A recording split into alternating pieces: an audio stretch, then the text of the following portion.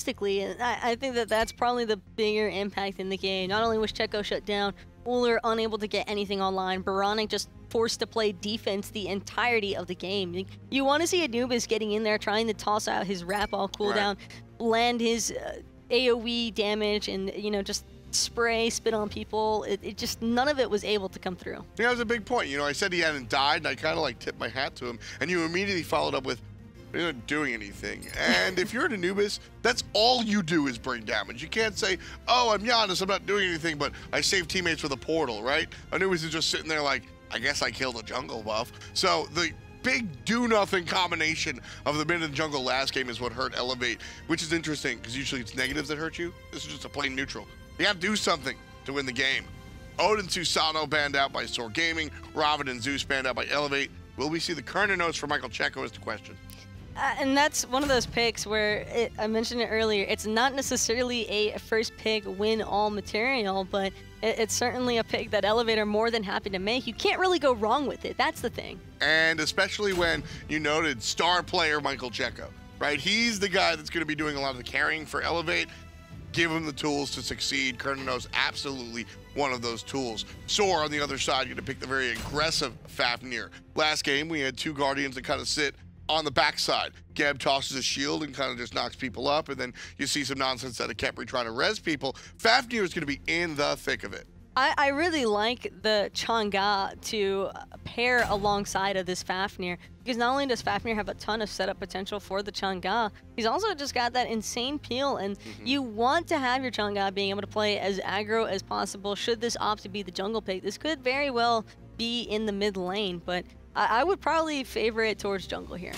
And Elevate, however, going to go ahead and pick the counter to the Chang'e, the Circuit. She's able to shut down healing, and honestly, just a strong pick in general. A lot of burst coming out from this god, so, and some CC as well. The Cobra's Kiss, you always think that it always seems like a really slight CC, but then in practice, you feel like you're madness forever. And again, the Bologna for SoaR Gaming, I'd imagine that's going to be going the way of Stormy Rays yet again, especially with the Osiris being on the board for Elevate. And I think that these are a very standard solo lane matchup. Not a lot's going to be happening, but I feel as though Bologna has a little bit more flavor alongside of the Chang'e and Fafnir when it comes to team setup than what I would favor for the Osiris, Circuit, and Kern. You've got the damage on the side of Elevate. I like to see a little bit more CC from them so they can make sure that their damage is actually going somewhere. I like both of these second round bans. Terra is just kind of, all right, you banned out Terra, but Vulcan specifically looking at the mid lane Baronic and Medusa and Ho Yi. Elevate said, look, everybody was looking at Kaden, but Zaxi really hurt us. He was #1 in the player damage, absolutely made a really big plays, made two really big plays that perhaps changed the game. I think Kaden brought it home here with the big crits, but those two big petrifies really ran things from Zaxi. And a little bit of risky business here for Elevate, opting for the Habwa last pick. That could very well make or break how this draft is going to play out for Elevate. Like I mentioned, they've got a ton of damage. The burst is there, but whether or not they're actually going to be able to let their damage run freely is a completely different question, because the CC from SoaR, that's some solid CC. It is, but the biggest difference is the fact that there is no Mercury. Mercury's able to really obliterate characters like Anubis, and Habwa kind of similar to Anubis in the way that he doesn't have the ability to really just get out of jail, unless, of course, he uses ultimate. We'll get right into it. And Baronic, one of the stronger Habwa players, not just in the console league, but just in SMITE in general.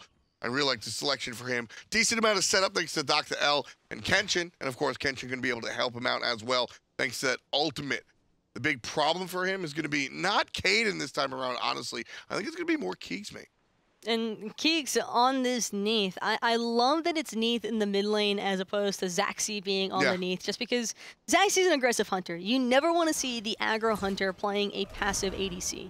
There's that girdle trick that you were talking about. Last time, basically, you pick up the girdle so that you use it at level 1, and if you lose push, you're able to really make up for that. Last game, we saw Elevate use it after they were already pushed on the tower. You got to use it preemptively before you get out-pushed. No, I really appreciate that drop of the relic. It's a fairly standard play for Medieval to make, and Oh yeah. it's going to be working out. I mean, they're able to secure these left-hand harpies for themselves, and I know that SoaR are looking to just play a little bit more passively, and then right around level 5, I'd imagine, is when things are really going to start kicking off. On the other side, we see the horrific emblem coming out from the Capri. That has a lot to do with the double hunter composition, but also that will hurt the coerce out of Medieval Doc. I think it could hurt it a little bit, but not enough early on to make a significant impact. Like I said, a lot of this is just going to fall onto whether or not Elevate have the lockdown potential to get their damage off.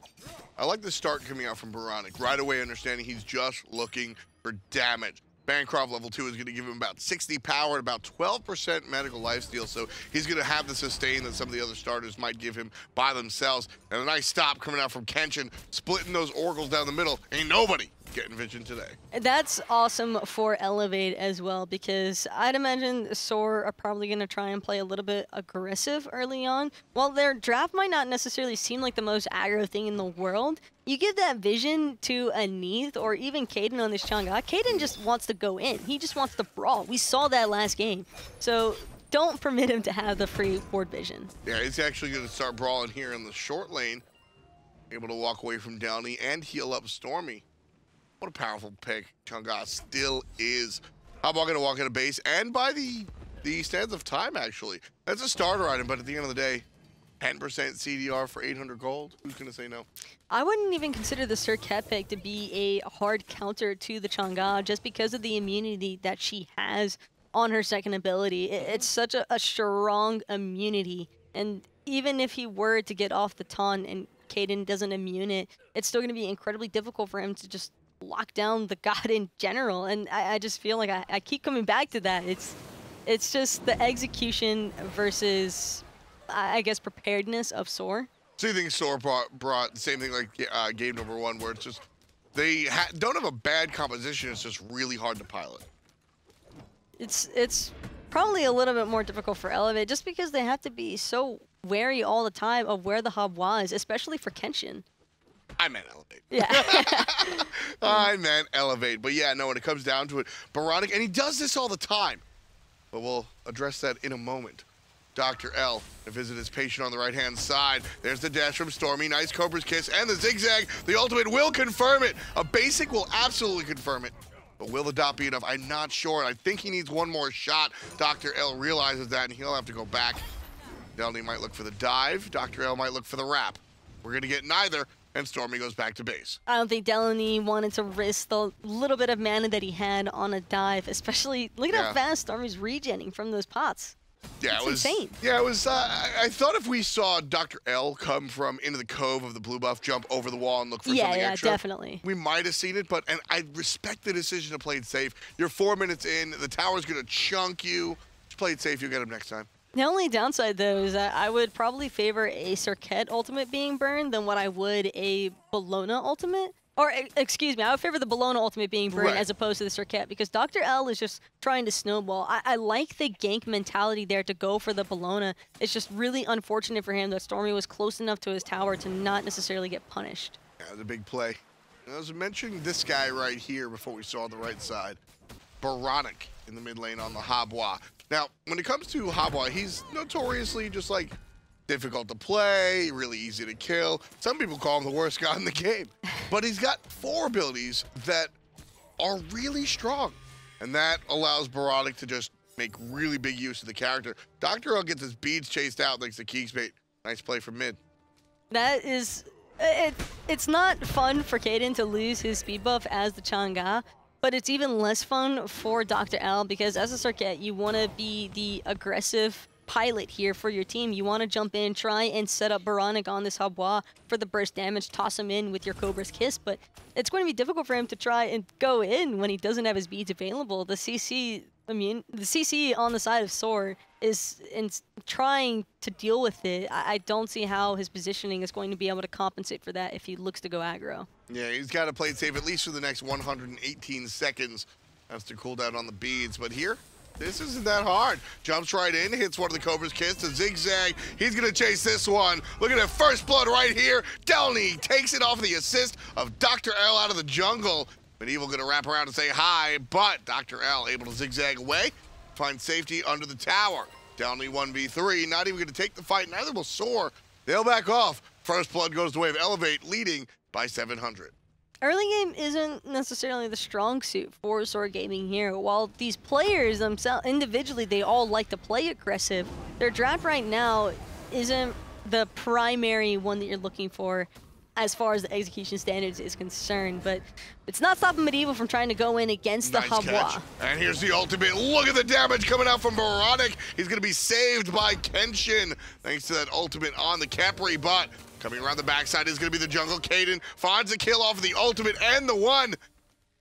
And the comeback damage not able to be found, despite the fact that Dr. L was deep and ready to go for it. SoaR answer back right away. And K and Dr. L just lurking in the jungle.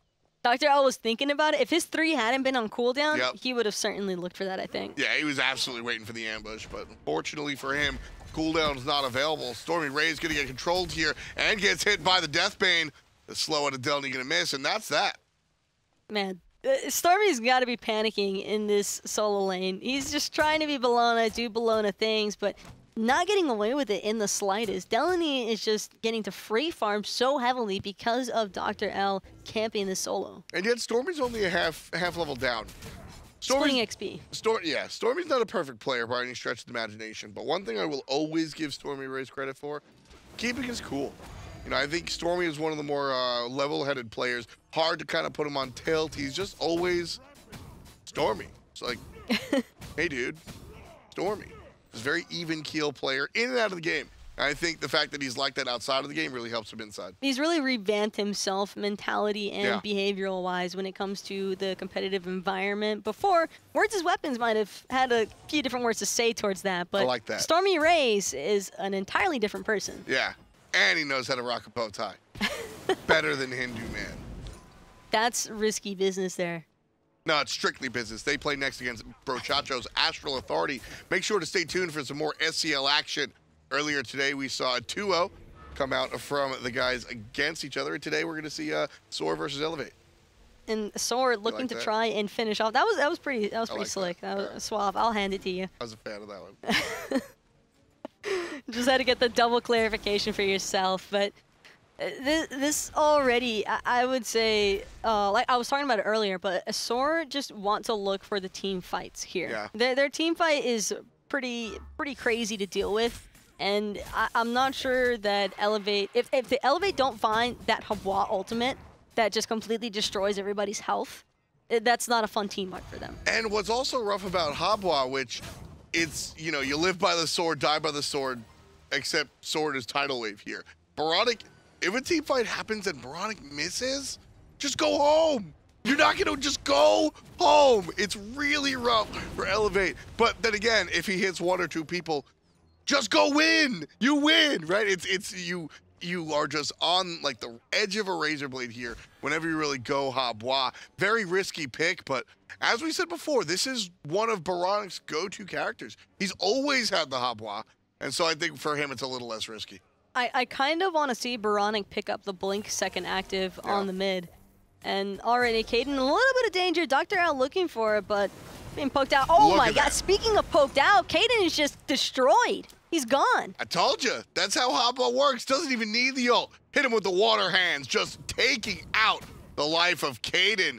And that's the power of Habwa, just able to surprise him. But this is the downside of Habwa. Big damage onto him, and big damage out of him. There's again the water cannon coming out of Baronic. Medieval, oh, you will be missed. 4 kills in total for Elevate. Meanwhile, Delny just fighting Zaxi by himself, forces the ultimate out of the Hunter, who's just gonna fire into the Wild Blue yonder. Nothing of a sure target here. Gold Fury started, and Stormy Ray's gonna be zoned out by Delny. This looks like Elevate can secure this one nice and easy, and they will. Gold Fury goes away. The blue squad Elevate on top by about 2,000 gold.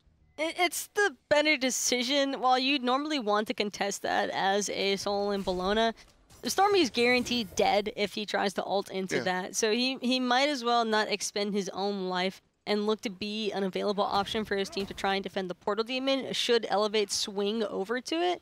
It doesn't look like that's what they're opting for, but it's always just better to not toss away your life unnecessarily. Yeah, exactly. I always root for it. I'll never fault you for going for it and dying. Stormy Rays wasn't able to. Delny did a really good job of zoning him out. If Stormy wasn't zoned out by Delny, I still would have asked for him to jump in and die.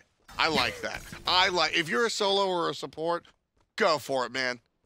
On the off chance that you get the Gold Fury thumbs up, bud, right? The martyr mentality. Exactly, right? Like, remember me. I like that idea. But Delny just did a fantastic job. Dropping the circle, not letting Stormy really come. If you come to the Gold Fury, you get stunned. And if you don't, well, you don't get to look at the Gold Fury. And speaking of fantastic jobs, this is a complete 180 from the Veronic that we saw last game, constantly trying to hide in the corner and play the defensive with Anubis.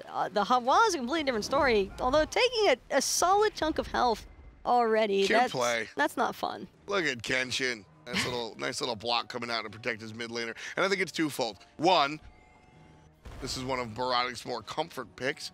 And maybe we'll get to see that in a moment. He's going to wrap around from the left-hand side. Girdle activated by the guys on SoaR Gaming. They're not grouped up anymore, but still looking for the corridor fight. It's going to be the Habwa. Dr. L's in trouble. Kaden takes him down before anyone even reaches there. Kenshin could not get in position to find the ultimate on the jungler. Might be forced to ultimate himself. Baronic still has an ult for his own name.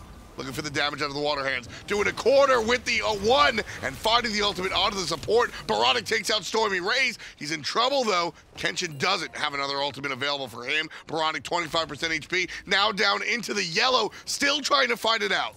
And immediately, Kaden, he's trying to find the wraparound. He wants the damage. He can't get it. The knock-up. Baronic finds the water spout and takes down the opposition with it. Keegsmate starts running towards. Realizes he's just dead anyway. Has to find safety underneath the tower. Checo's not going to be able to find the basics. Elevate, win the fight. If Checo had connected with those basics, that would have been a rip Keegsmate, 100%. And that's kind of the downfall of Neith right there. She's not a hunter you can box with, especially not against somebody like Checo on the Kern. And now Keeks, he wanted to contest, but he's just going to die instead. Ooh, Neith, great play from Keegsmate.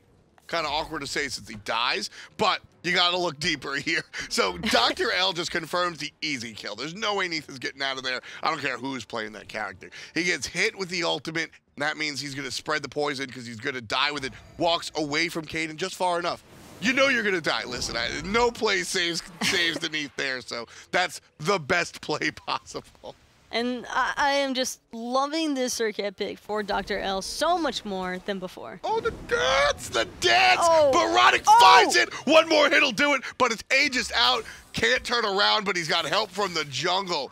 I love the way Baronic played that. He knew exactly the range of the Chang'e.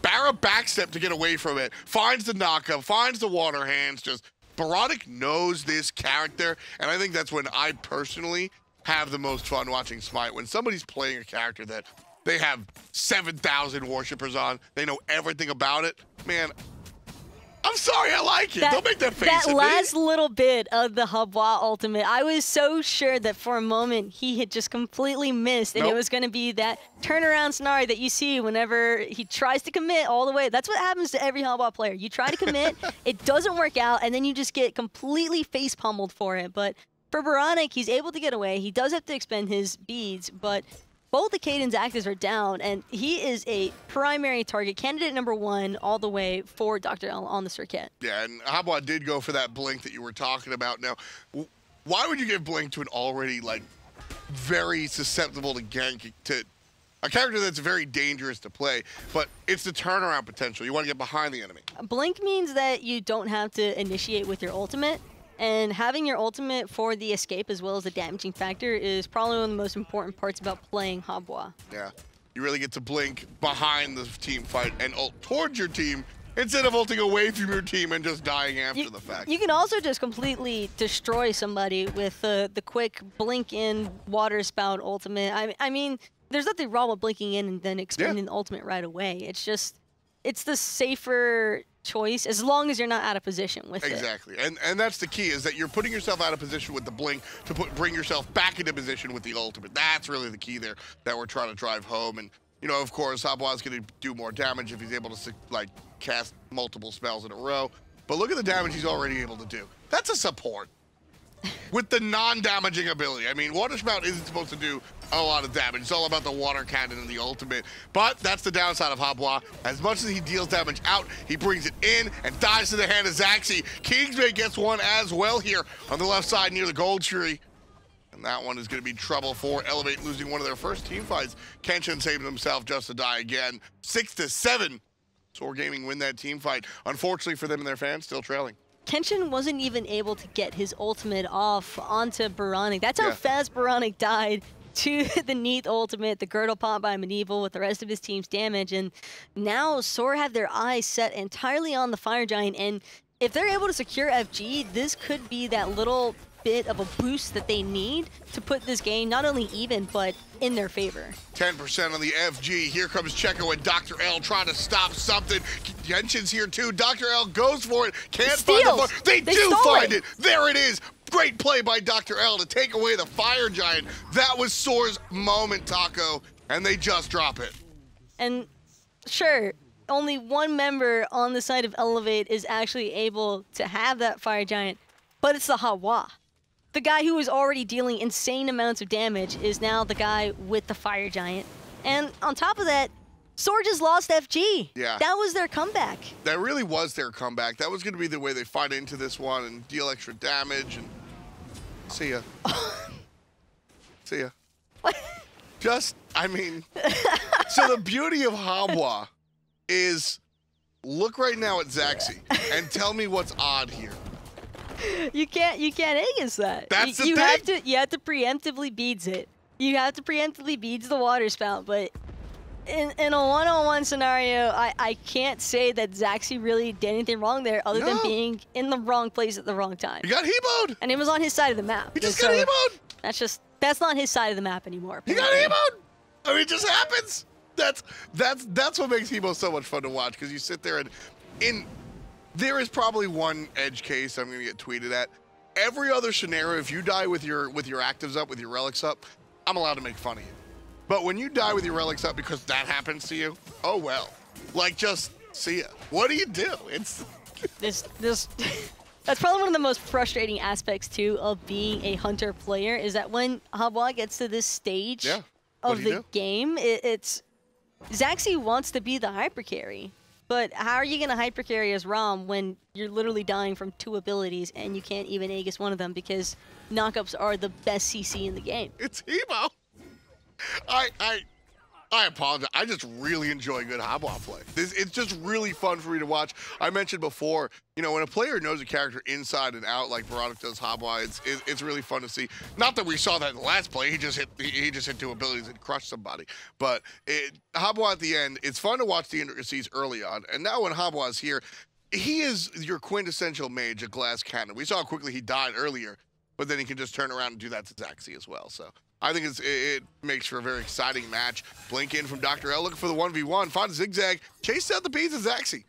Great play. He doesn't even care really about aggressing any further. He doesn't need to. He got the beads, and that's probably the most important aspect because that's what was going to prevent him from getting knocked out by the Habwa if his reaction time is fast enough. And it's also, I mean, you have to preemptively beads that. It's like Aegising a Bacchus Intoxicate, right? You like go for it, and then more than half the time, you just kind of like, well, I wasted my Aegis. Definitely not wasted time here. Jumps right to the backhand side. SoaR Gaming respond by popping the girdle. There's Medieval's ultimate to really help out his teammate. Jumping forward, Kanan takes out Baronic. Big play for SoaR Gaming, but even without the mid lane mage, Elevate, bring in the pain. And Stormy Rays getting out with just a sliver of HP. That is actually so massive for SoaR that Stormy and everybody on their team was able to survive. Dr. L, however, just trying to make sure that somebody else is going to be falling. Yeah, he wants to see SoaR step up too far. It's Kingsmate. There's the kiss. Misses the dash attack. Has to jump away. Great jump from Kingsmate. We'll ride with Zaxi. He hits 1, misses 2, and now he's got to do it with his own hands. We'll turn around and let Medieval chase that one. Stun is good, but he's a Guardian. Can he take this fight? But it is a Fafnir. He just didn't have the mana available for any sort of follow-up, and nobody else from SoaR bothered going that way either because they just wanted to take away this T1 tower Elevate are letting SoaR back into this game. This is the second time they're letting SoaR back into this game. First was when SoaR stole the Fire Giant, and Elevate said, okay, that was nice, but we're going to kill you again. Our bad. Now SoaR, this is the second time they're going to fight into this one. Elevate need to stop this right now. Elevate need to be a little bit more careful as well. Boronic, he's been on fire this game with his Hobwop pick, but you shouldn't be inside the T2 tower. Right, yeah, kind of know where you're going, play your lead, but don't get played. There's going to be Delny trying to control 3 separate members. And knock him on the right side. Love the target selection coming out from Boronic. Water cannon up. Doesn't wait for it. Hits him with the ultimate. Checo gets the kill. Dr. L gets the second. Boronic gets the third. Elevate up 11-9. Invading the enemy jungle. And now going to look for the Gold Fury. And that is what Elevate want to do every single time without fail. Boronic, he's there. He's with his team, though. Yeah. And his team is able to support him, which is exactly what he needs. Gold Fury going the way of Elevate, only extending their gold lead. That's a little bit more than 7K in the bank for Elevate. And right now, this game is heavily in their favor. And, you know, we keep talking about saving Boronic, but, I mean, Kenshin's abduct. So you're getting hit by the water cannon. Kenshin grabs you. Water cannon will be up before you're out of the claws. A second time. That's 60% of your health. 3 ultimates on Hobwa. I mean, he's that for a reason, especially once you hit the late game stride, and that's exactly where Boronic already is. He's got pen boots, he's got the Dynasty Plate Helm, he opted for the Divine Ruin, which I actually really respect this decision because I feel like a lot of people can kind of underestimate the healing that a Chang'e is still able to exert, even without having any additional healing items added on. SoaR Gaming able to disrupt Elevate's shot at the Fire Giant, just not enough damage being dished out onto the target itself, so SoaR is able to really stop Elevate from doing that. But, I mean, you know, you're kind of making one guy pull over when there's a whole caravan behind him, so Elevate's still significantly in the lead by about 8,000 gold, give or take. And Checo's just going to farm up even more, so there it is, 7.9. Very, very close to where I was saying. I was close. The best hope for SoaR right now, though, is to look for a fight around that Fire Giant pit because they want the chaos of the environment to be a huge factor. That way they can look for the pig onto Boronic. If they manage to Neath ult him into the Chang'e ult, if the team, especially if the team's hopefully stacking up against each other because they're all trying to stay grouped right now for Elevate. So if Caden's able to find a massive Chang'e ultimate, that could completely sway the direction that things are headed. Trouble for Zaxi. He gets dashed on by 2 players. Dr. L covering the option. Michael Checo takes him out nice and easy and close. It's a dozen here for Elevate, folks. 23.5 minutes in, leading SoaR Gaming by 3 kills and up by about 9,000 gold. Fantastic play from Elevate. Nice to see a team bounce back from the way that they got handled in game number 1. All that Checo wants to do, however, is split push this dual lane side. And with Zaxi being dead for another 25 seconds, there's really not much that SoaR can do about it because if SoaR tries to rotate to stop that tower push, I mean, they're just going to lose the Portal Demon and then Checo just happily backs away. They're trying to contest it. They're just hoping that Zaxi's up in time for that Phoenix defense, but it doesn't look like Checo's going to opt for it just yet. The impossible decision. It's a term usually used in card games, but it's perfectly applied here. Stop me split pushing, and I get the Portal Demon. Stop my Portal Demon, and maybe I even get a Phoenix, right? It's really choose your poison. I love what Elevate have done here to split the map. Stormy going to fall down to, well, everybody. Downey getting credit for the last hit right there, and Checo still on the left side of the map. He's just doing whatever he wants. That's the, I mean, 2 people tried to contest him, and they were unable to catch him out. Like, he just drops the Wild Hunt and escapes happily. Portal Demon still not taken. Elevate could have got the Portal Demon. They're trying to fight here a little bit too much, I think, Taco. They want more picks. I think that they want the picks as like that safety net because 2 picks is a guaranteed FG, I would say, for Elevate, especially considering that they have the secure from Boronic. And I think that's probably one of the bigger differences between these 2 teams as well. Keegs on that Zeus, absolutely beautiful gameplay. Keegs on Neath, while he hasn't necessarily done anything wrong, and speaking of doing anything wrong, SoaR with the steal. Nice steal. Caden comes in, takes what is his. Delny trying to zone against everybody. The girdle's popped, but look at that damage going back thanks to the thorns from Delmy. Interesting pickup coming out from the short laner. Baronic gets stunned out and stopped in his tracks. That would have been definitely a kill. Now Baronic has to look towards the left side for it instead. Dr. L jumping forward. Kingspain fires through the wall, not gonna find anything, but I appreciate the try. But SoaR stealing away that portal demon is pretty massive, because now it means that when Elevate back all the way, SoaR gonna be there already. And Zaxi, this is a little bit risky. Yeah. He's by himself, and now his team's there, but it's still not favorable for the Hunter to frontline. The last time we saw Zaxi do that, he got knocked up and hit with a water cannon to go back to base the hard way. Delny again walking into 4. Zoning or just over aggressive? I think that it's just Delany being able to do whatever he wants to do because he's in Osiris, and a level 19 Osiris at that. I like the Witchblade pickup a lot. Anytime I see double hunters, you know, I kind of like, yay, Witchblade. But also, look at everything else that the Witchblade is going to interact with. We got 2 hunters, a Chang'e, even Bologna, right? I'm a huge fan of the Witchblade. I absolutely love this play by SoaR, trying to bait it out. They know that Delany's under half HP. They want to try and find the pick. I don't think that SoaR are trying to commit onto this Fire Giant at all. No, they're looking for the fight. I don't know if they realized that Elevate had 2 players back to base initially, but they certainly do now. Here comes Checo and Baronic, the 2 harder of the carries for Elevate here. Big ultimate from Baronic, hits 2 players, but that's the downside. Puts him behind enemy lines and gets taken out by Zaxi. Kenshin low, Delny low, and the Rom looking to bring him to 0. That'll do it. Zaxi puts number 11 on the board for him and his team. SoaR Gaming coming each and every play, bringing them closer to tying things up with Elevate. I've seen this before. They need to secure this Fire Giant if SoaR want any shot at coming back into this game. They've already done an excellent job taking away Baronic and Kenshin, but can they secure it? That is the real question. Dr. L being a nuisance yet again, and it seems as though SoaR is going to be able to pick this up. Oh, look at the damage on Checo, taking out Stormy Rays, taking out the Fire Giant is SoaR Gaming, despite Michael Checo's best interests. Delny now trying to control whatever he can.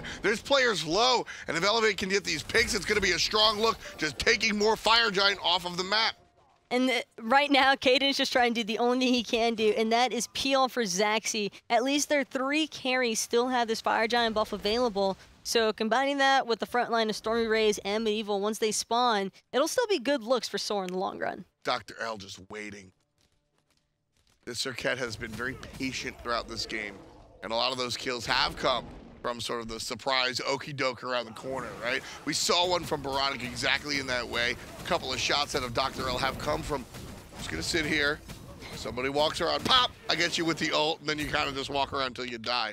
So I like that Dr. L has been very patient. However, his team, not as patient.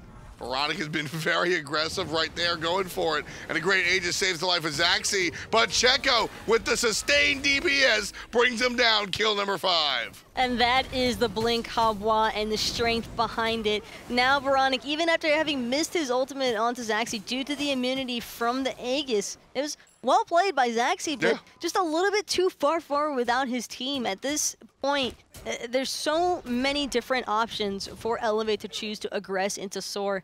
You can't afford to be by yourself anymore. And Michael Checo's also just swinging like a truck. I mean, that's a big deal. He's a fully farmed hunter with a Fatalis and a Frostbound hammer. Frostalis. You're not going anywhere. You're just not going anywhere. Why would you do that? That's a rude build.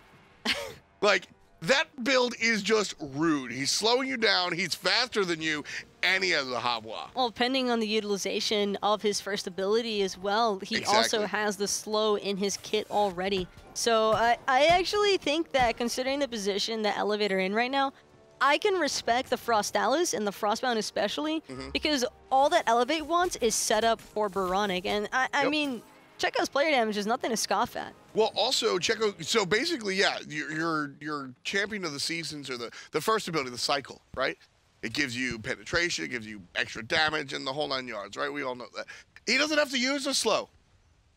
He can just sit in summer stance and just whap, whap, whap, whap, whap, because he has the Frostalis item, so. He also has the peel. He has peel for himself from Medieval. He has peel for himself from Caden, from the Bologna, and it's just incredibly difficult, especially once he gets them into melee range. That also activates his passive, which deals even more damage. And Checo is a player that has really kept that in mind.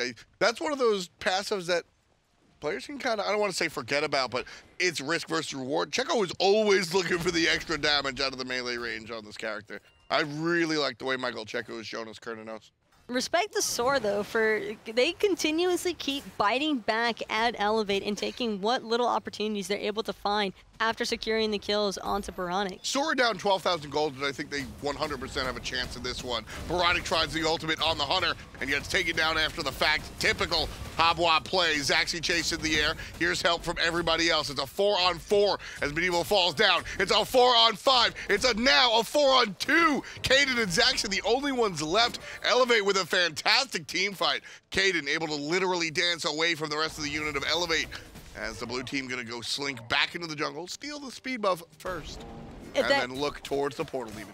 If the creep wave for Elevate had been a little bit more pushed up rather than at their own tower line, I think that Elevate might have also potentially looked for that T2 tower after the portal demon or even before, but securing portal demon's already a strong enough look for the team, considering that Fire Giant will be spawning here pretty soon. Yeah, the players are going to be able to go back, spend whatever money they want to spend, and then just pop right back into it. You can see all of Elevate appearing near that Fire Giant push. I'm going to head towards the mid lane, it looks like. I want to push this lane up and perhaps look for just a strong siege. The issue for SoaR is, while they've been able to punish Baronic the times that he's put himself out of position, they don't really have the burst damage that is required to take out the Habwa factor, because Baronic, sure, he's like blinking in, he's messing up a couple of times with it, but without that mage available, Keeks just hasn't been as much of a factor on this Neath as he was on the Zeus last game. Neath team fight, feel free to disagree. Neath team fight requires setup. You need those weaves on the ground, otherwise, all right, you got a root. That's all you really have. Unravel's a strong and oftentimes under-respected ability.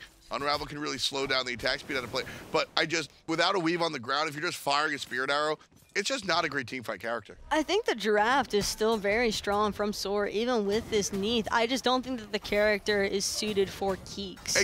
Okay, that's fair. I don't feel as though... Where did he go? Oh, wow.